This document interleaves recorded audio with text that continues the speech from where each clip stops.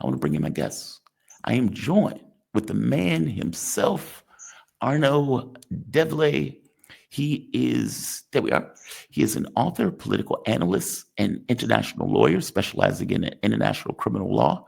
His latest book, Foreign Entanglements, Biden, Ukraine, and the Fracturing of American Political Consensus. Arnaud, man, welcome to the show. Happy Victory Day. Thank you, Jamal. Happy Victory Day to you and to all our listeners. Absolutely. I am so jealous. I would love to be on Red Square watching all of this take place. I am one of those Americans that believe this is sacred, that believe this is should be a world holiday, that the European leaders are being childish and desecrating something that's sacred. I really do. Did you get the opportunity to see any of the parade? Yeah, on TV. Oh, okay. So you didn't go. I would imagine it's insanely busy No, down there. well, I got the invitation, but it was kind of late in the process, and so there's only that many people you can pack onto Red Square. You got an So I invite. guess, Oh, you got an yeah. invite. Well, no, not an invite. I was given a link to Okay. register to get my accreditation, but I was given the link like on Wednesday, and I don't know exactly how long before Wednesday the process was complete. But by the time I got on the page, it said the process is complete. So oh well, it's Yeah. okay. One of the interesting things that I've noticed, and I want to get your take on this. I was fascinated by this. I thought it was funny. So Zelensky has been begging for ceasefire. Now he's doing this for obvious reasons, right? His troops are getting crushed. He knows they're getting crushed. They are being pushed back day by day by day. Russia's making gains and taking either hamlets or villages. And so Putin says, okay, we want a truce for 3 days. We want to effectively have a Victory Day celebration. We don't want you bugging us while we're doing this. And apparently there were threats of, if you attack this parade, you can kiss Kiev goodbye. And we have Rezhniks waiting.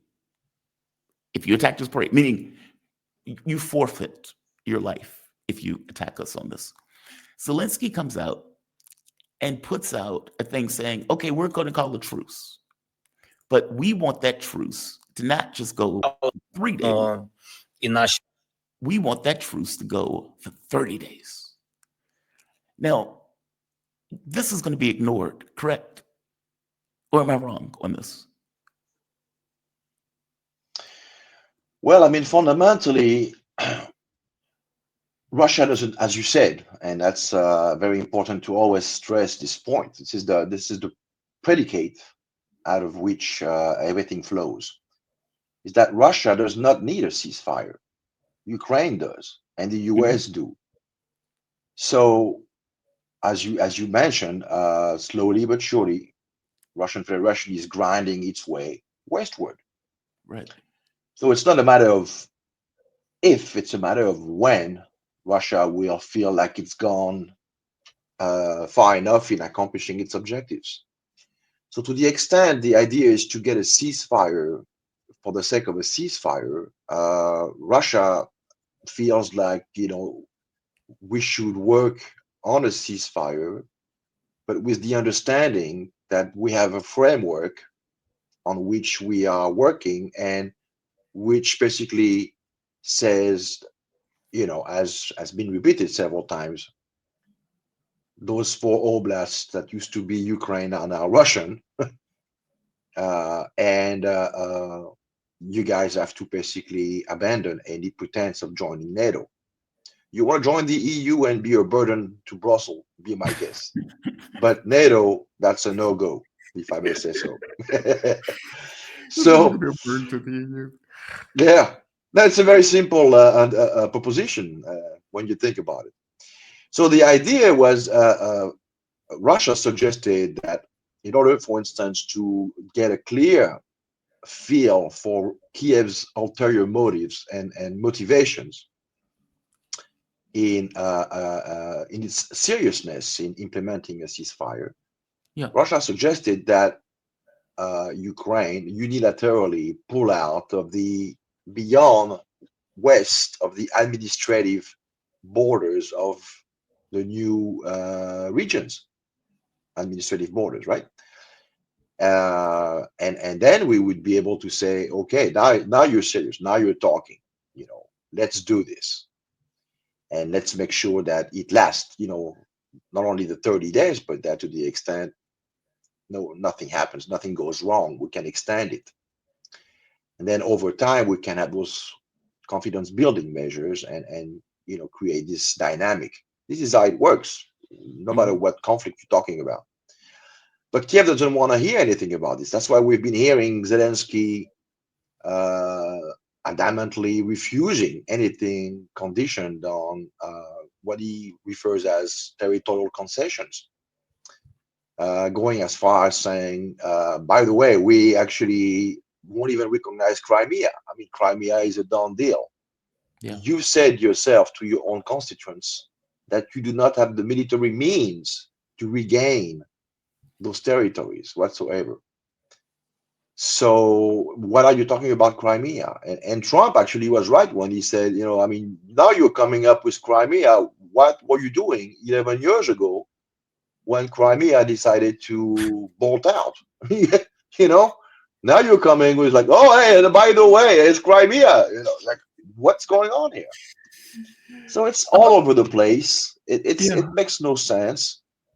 We've heard reports the last couple of days that they're still trying to get back into Quartz Oblast. I mean, for God's sake, just give it up, man. I What's saw what's the that whole point of this? that they were effectively attacking Kursk again, and those troops, by the way, got Yeah. captured. Yes, yes, Um, of course. It's just yeah, because we're Russia is ready now. I mean, they're on the up and up on this. They know that. To make a long story short, Kiev's word is worth nothing, and so you got to be ready for anything. Let's remind our listeners that the last week alone, we've been flooded with drones. I mean, yes, in one 24-hour span, we've had over 500 drones just launched at every urban center, including airports. Well, I mean, the obvious reason was to try to disrupt the arrival of the foreign heads of states, right? So, right. but and even the Chinese premier, his plane had to somehow take evasionary measures to make sure that because there was a drone nearby. So when you see what a bird, the damage that a bird can inflict on a jetliner, That's at the true. proper Well, speed. So with a drone, it's you're courting disaster here. So this it's a clown show. It's ridiculous, and so we are not really much more advanced than we were 3 months ago in a way. Yes, I mean there've been discussions. The US is trying to play good cop, bad cop. But in the end, it all comes down to if you and we're talking about the U.S. here, on the Ukraine file per se. If you're serious about putting an end to the conflict, it's very easy. Just stop providing them with anything that basically fuels the conflict, be it money, weapons, intel, whatever. Just stop it, and it'll be over in no time. In no time.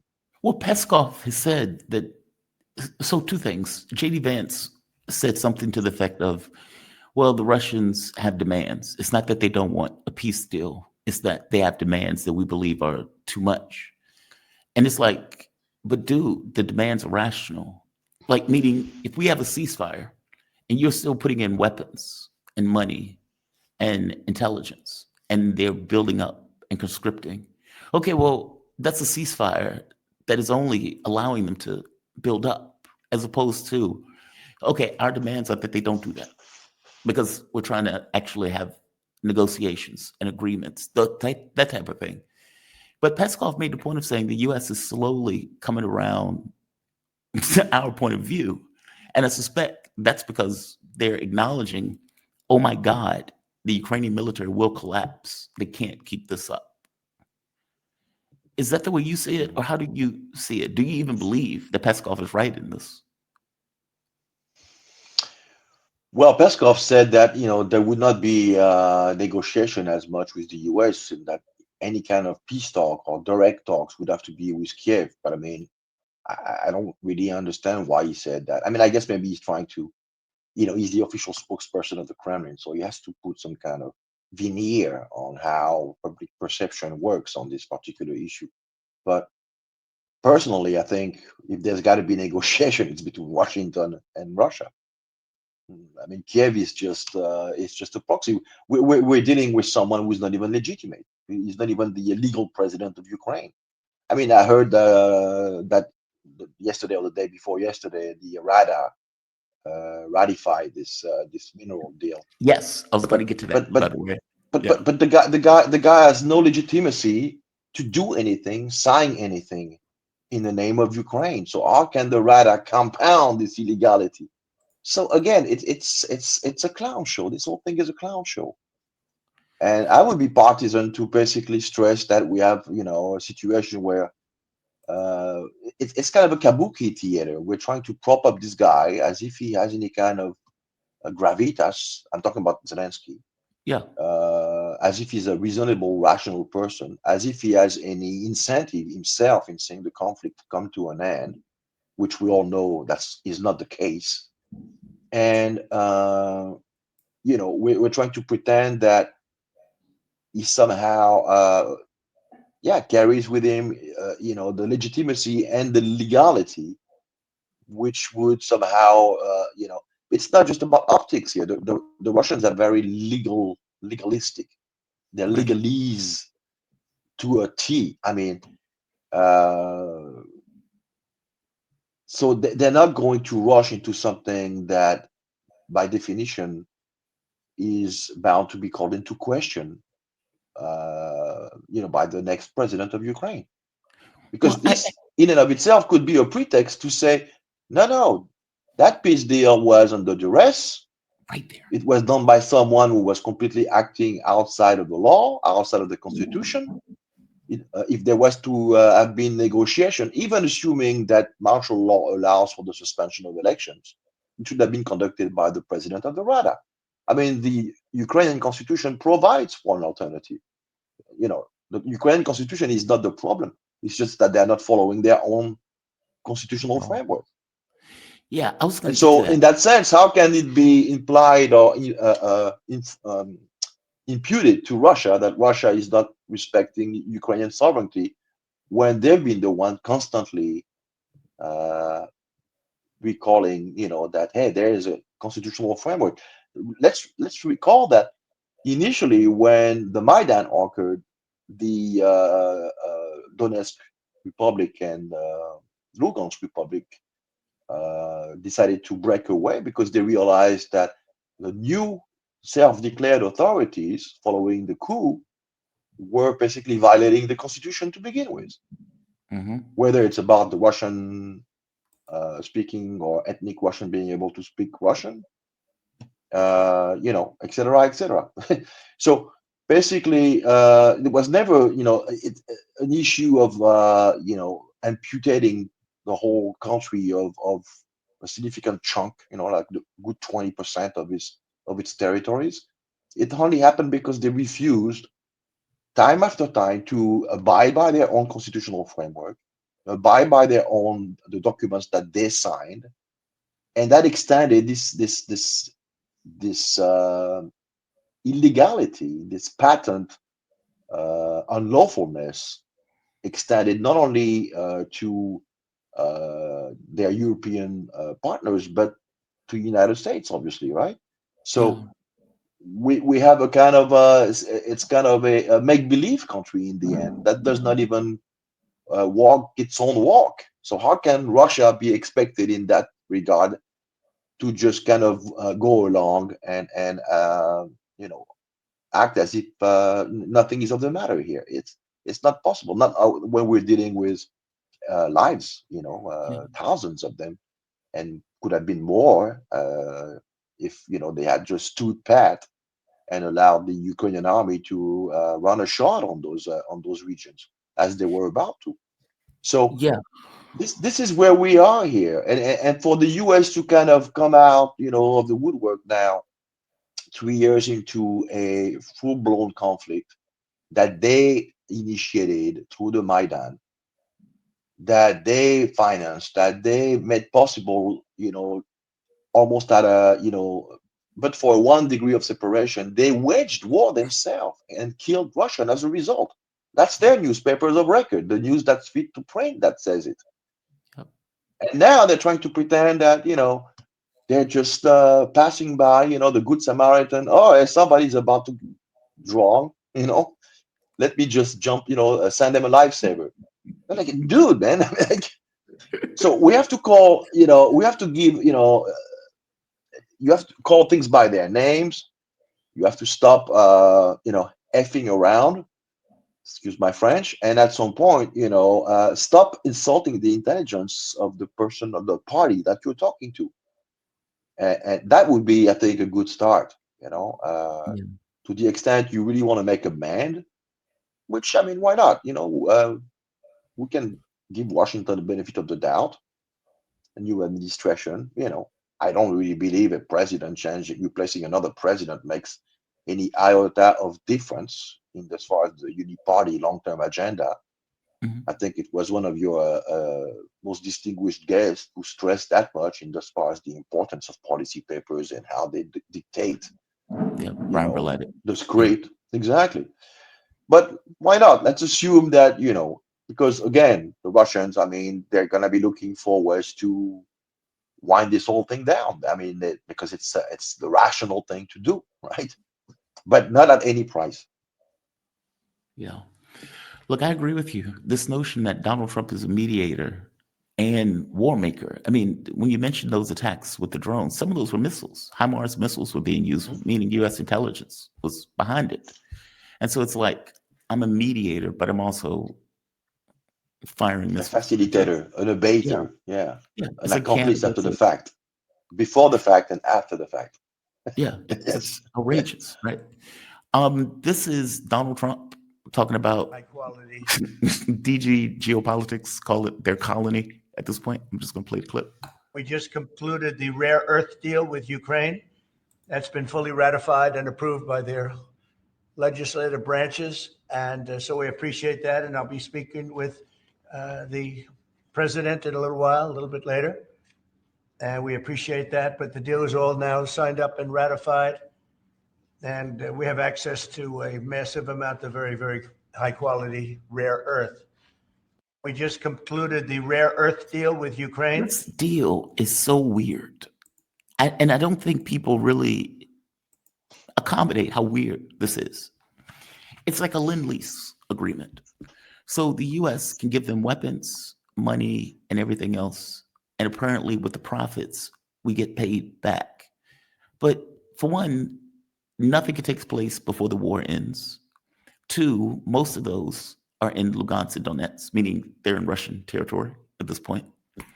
Three, there's no way to know how much of Ukraine is even going to be left at the end of this war, especially if they keep going and they keep going and Russia keeps going inexorably westward. Um, and four, as you point out, Zelensky is illegitimate.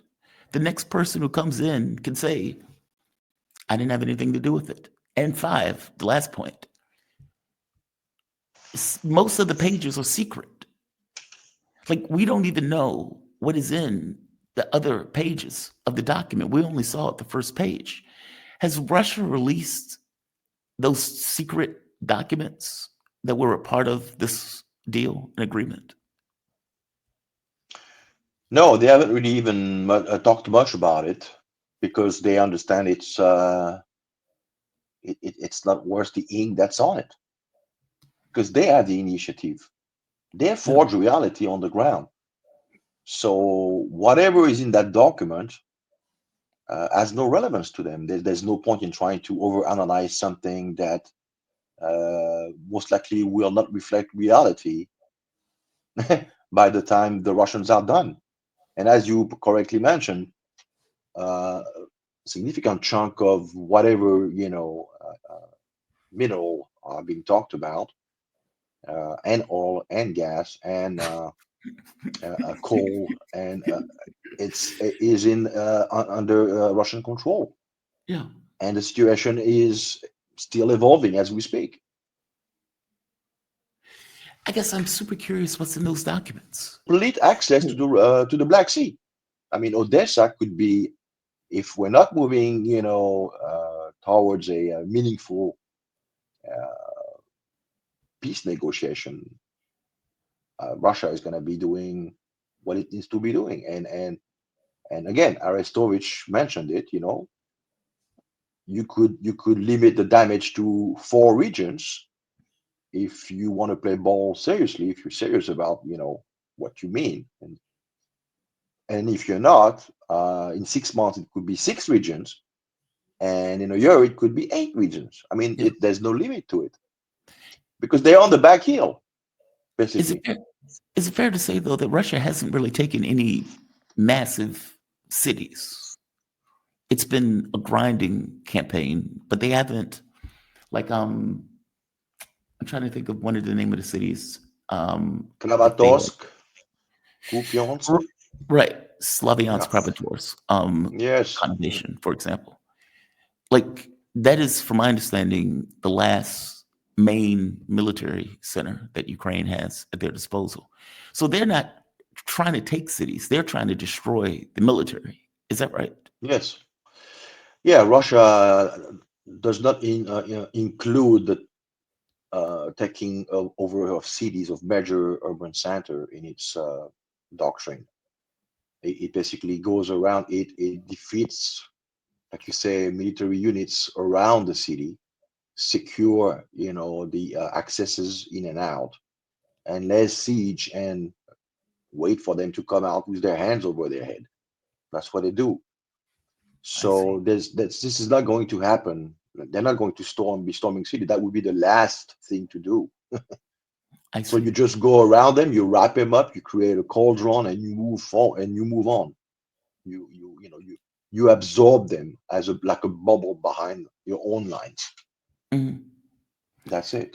How far westward do you think they're going to go? Do they go until the Ukrainian military collapses, in which case they get a unconditional surrender? Or do they go to a certain point and stop? Because from my point of view, the moment that you stop, they just build up another military behind whatever lines rump state that's left.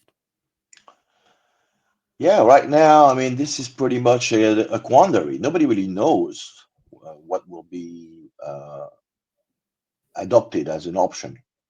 But if we are coherent with ourselves, and what we know for a fact is that one of the twin objective of the special military operation again is the denazification.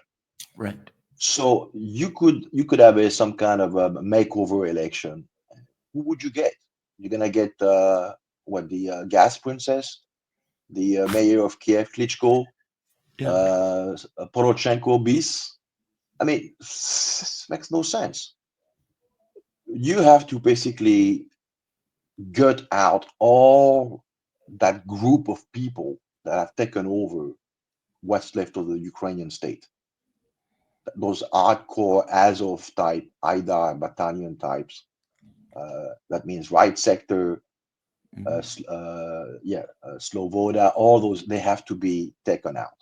We're talking about probably about 25 to 30,000 people. You get rid of those people one way or another, and then you can build, back from scratch. But as long as you don't do a Kurgan, you have to, kind of a scrap, and remove all the, the infection. Yeah. You're going to be back at it sooner or later. Could be 3 years, 5 years, 7 years, 10 years, and but you'll be back at it. I mean, you're not removing the direct root causes of what made the current mess, what it is. So then, One. what do? I mean, you could actually, you could launch a kind of a lightning strike on Kiev, You could do that maybe from the north, from Sumy region. Mhm. You could send special forces and have them basically take out all those guys, you know, predicated on specific intel, and just do a decapitation, operations. And they know how to do this. A lot of people have actually been saying, why haven't they done it thus far? Because Zelensky is their best ally in that sense, because the guy is such a fuck up that he does the work for you. Yeah. But to the extent, at some point, yes, this war is going to have to come to an end, and Ukraine, or the Ukraine problem, the Ukraine file is going to have to be resolved in a way that preserve Russia long-term security interest. In order to do that, you're going to have to go in and grab those guys or eliminate them, pure and simple. And we're talking about probably about 30. One last question before I let you go. When Ukraine buckles, what do you think Europe does? Nothing. I think it's a bluff. Fair enough. Fair enough. Yes. Yes. Fair enough. I said nothing. But if we don't take care of the problem of the clowns in Kiev, we are allowing Europe to feel like as if they have this kind of what you want to call it, this pivot, this anchoring point that allows them to put together this somewhat legitimate process, which would consist in deploying reassurances troops. We don't want that. Yeah. We don't want them to make that mistake, because the Russians have been clear. Any NATO country's troops being deployed there are fair game, and that could actually be, Tripwire. a tripwire for something that it would be very difficult to walk back. So we need to remove any kind of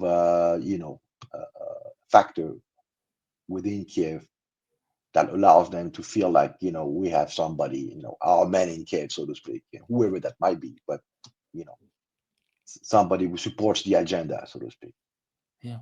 So sooner or later, this is, I think, what's going to have to happen. Yeah. Either way, that has to take place. And we're getting Otherwise- closer to this time now, because we're seeing that this is not going anywhere. This is not going anywhere. You mean the negotiations? Just to be clear. Yes. Arnaud Deverlay. And by the way, I agree with you. I don't know where around it, because if you don't do that, any election that takes place is just going to be one of these lunatics, and it will be like, oh, here's a new election, but the new government is still going to be the same people. You've banned the East in regards to political parties. You've banned opposition media. I mean, you have to deal with the root cause, otherwise nothing changes. Arnaud, thank you for this, man. Arnaud Deverlay. He is an international lawyer author, political analyst, and international lawyer specializing in international criminal law. His latest book, Foreign Entanglements, Biden, Ukraine, and the Fracturing of American Political Consensus. Thank you for this, Arnaud, man. I always appreciate your analysis. Thank you, Jamal. You have a good one. All right. Shout out to